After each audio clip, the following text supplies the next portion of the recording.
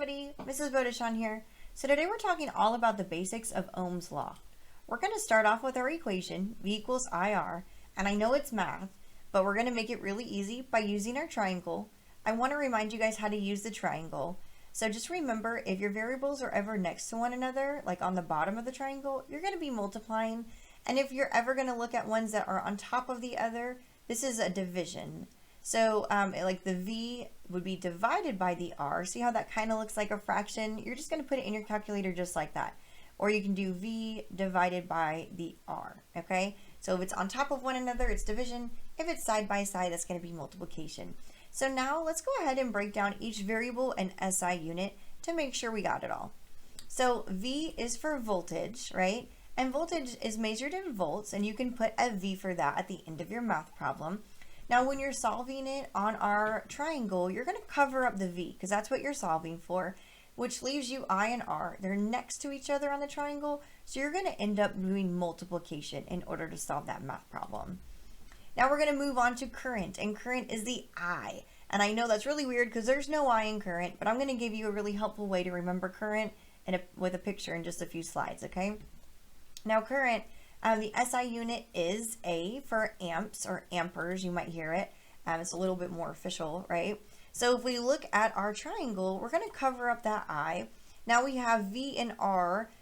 Because the V is on top of R, we need to divide, right? So you're going to do voltage divided by R, which is resistance. So we come to resistance now, which is our R. And our resistance is measured in ohms. And it's this like really crazy upside down looking horseshoe, and you'll get used to drawing it at the end of your math problem. But if it's too hard, you can always just write ohms. It means the same thing, okay? Now, if you look at our triangle, you're going to see that we need to first cover up the R to solve for resistance, and we're going to end up doing the math V over I, which is division, right? So R equals V divided by I in order to solve for resistance. Okay, so let's take a look at the definitions and make sure we fully understand what it is we're looking at. So voltage is just potential difference. So what that really means is the difference in energy as a charge moves between 2 points of the path of the current.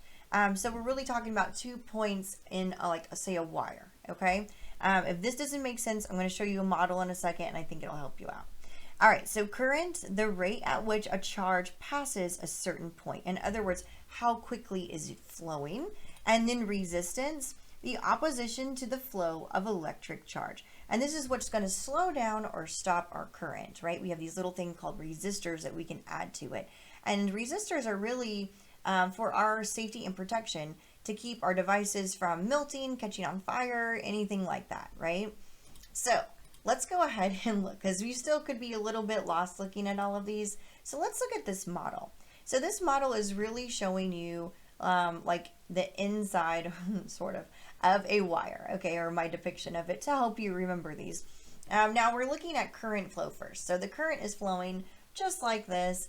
Now remember I told you an easy way to remember current is I always think of current being like a long wire, and a wire is like an eye. It helps me. I hope it'll help you. So current flows with the flow of electrons. That is current, okay? So what is actually making those electrons flow, right? Well, that's the voltage. So the voltage is going to be kind of your power source, like your battery. It comes from the battery, okay?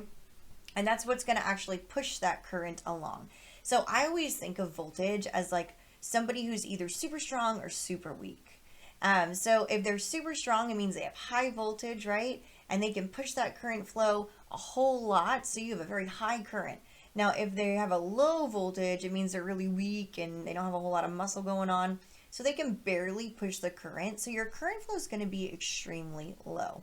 Now, every once in a while, you're going to get to a resistor in your circuit, and that's just the resistance of the flow. This can also happen in the wires too, and we'll talk about that in another video.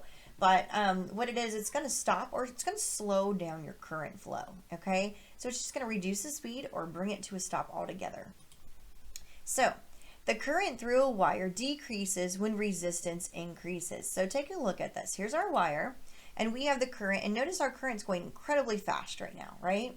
Well, when it reaches this resistance that's like, hey, stop, because resistors do slow down or stop, This one's just slowing it down. So when it comes out the other side of the resistor, our current flow is going to be much, much slower, okay?